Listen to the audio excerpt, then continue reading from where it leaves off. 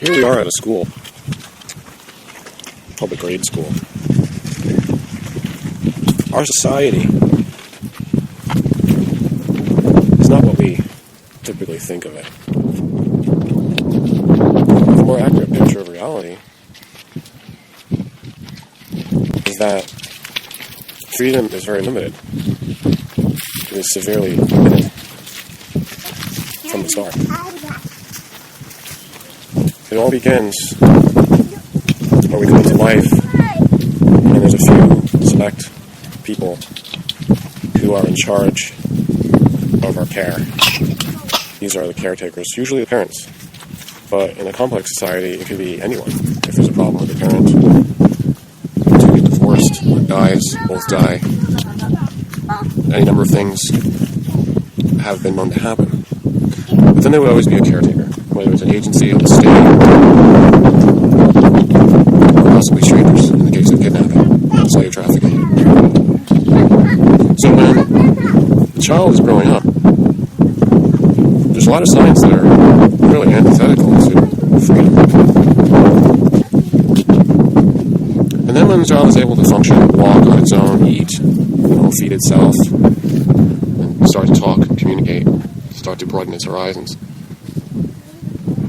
they all get sent to institutions of education. Now these educational institutions are a tool of propaganda. That's all they are. I mean, the secondary purpose is babysitting for the parents, caretakers, or family. But what's going on when these young humans get sent into the institution? They're given the indoctrination. They have to learn the doctrine of their society.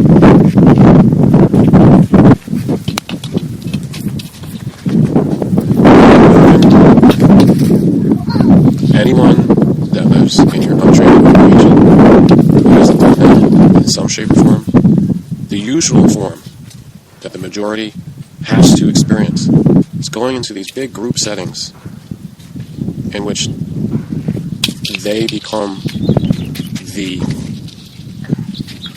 unwilling participant in the educational institution. Now you can say, well, they were born into it, so they must have known their fate by being born, as if we have consciousness. That's a spiritual idea. Many people don't have any way to prove this unless it's by faith, but some people say, we chose that, so that was a free choice to make. But on the other hand, if you go with a secular, materialistic, which they call science today, a scientific view, doesn't entertain that notion. It just thinks that the children come here without any preconceived notions, without anything preconceptual or in the spiritual form prior to birth. It just comes out as a blank slate, except for genetical. So then the environment begins to influence this human being. The young human doesn't have a choice. They just get rounded like the roundup of cattle or sheeple. And when they are in the institution, let's take a look at the doctrine that they get. They sit there and they do the Pledge of Allegiance. They do all kinds of things together as a group. They have no choice. They may get vaccinations, injections of the needle. They may be questioned in the form of a written test. They may have to read things. They may have to go out and perform activities out in the play yard, gymnastics or physical education, as they sometimes call it.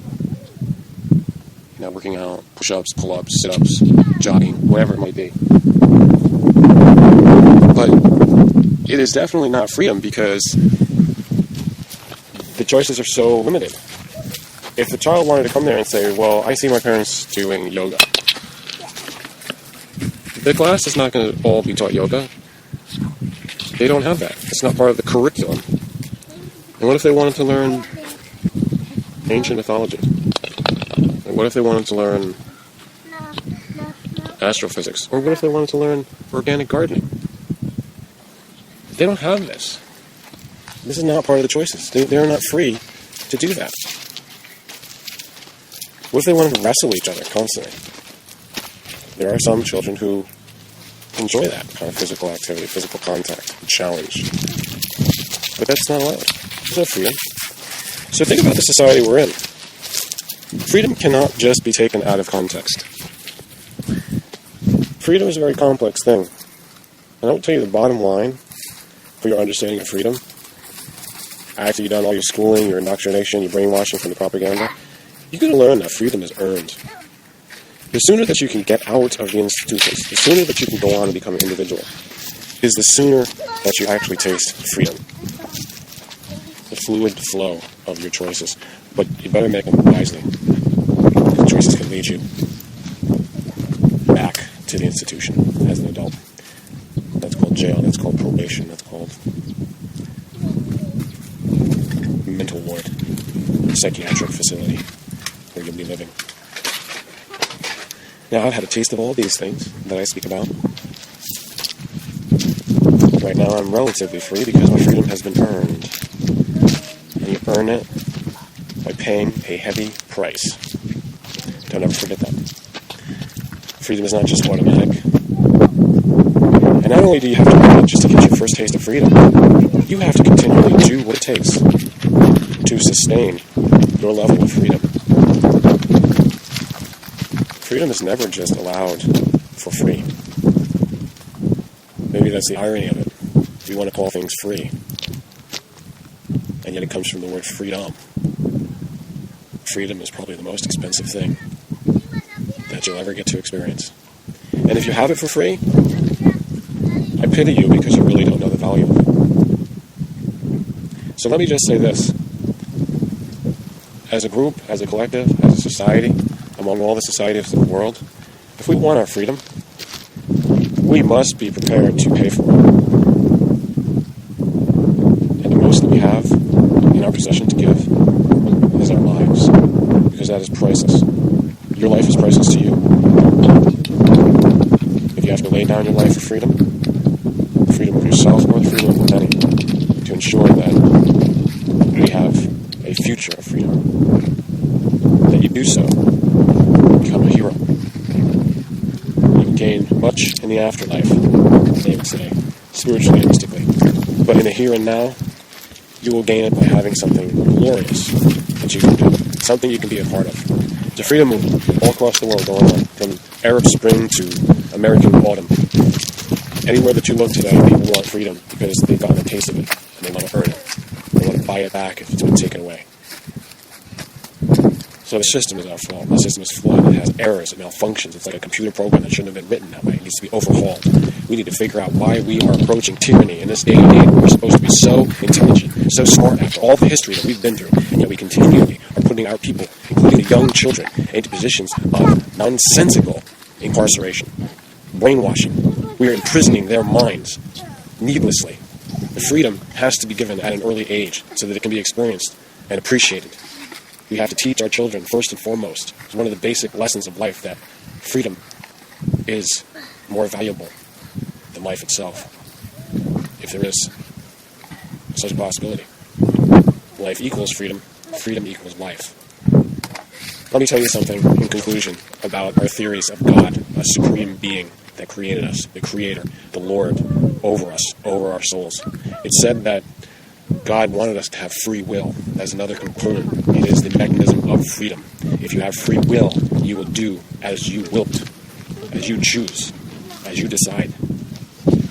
If free will is taken away, that will go against the design of our Maker. So in fact, anything or anyone that is taking away your freedom without cause, without a due process, is indeed against God. It's anti-God. It's anti-truth. And in the way of Christian theology, Christian thinking, Christian belief, it is anti-Christ. We've been given free will by the one who sent us here, because we are to make our choices how we want to conduct ourselves, and therefore we will be judged. If men judge each other, it's only as a shadow of what God is supposed to be doing, the Lord. Another aspect of the Lord is the judge on the judgment day. We are all to be judged, whether you like it or not. Society and the state is continually judging you. be done right, as we expect from God, the greatest, perfect, and most fair and just judge. When you get judged by God, you will get the right verdict. You will have the right sentence, either punishment or reward. The reward is freedom. Now, freedom is not to be taken for granted. Whether you're a child or you're an adult, you need to be taught this. You need to keep it at the forefront of your mind. Mindfulness about your choices and your decisions and whatever repercussions of that is a foreshadowing of judgment, as I said in my last video, prior to this, episode 2. This has been episode 3. Thanks for listening. Hope to see you back again. Be well wherever you are. Subscribe, like, rate, and share this. Send this out. My videos are being suppressed. Watch the next video, and I'll give you. There is a technical test that I want because I'm finding that I'm losing subscribers. People come here, assume that they've been subscribed because they hit the button, but in fact, nobody is getting subscribed. There's something wrong.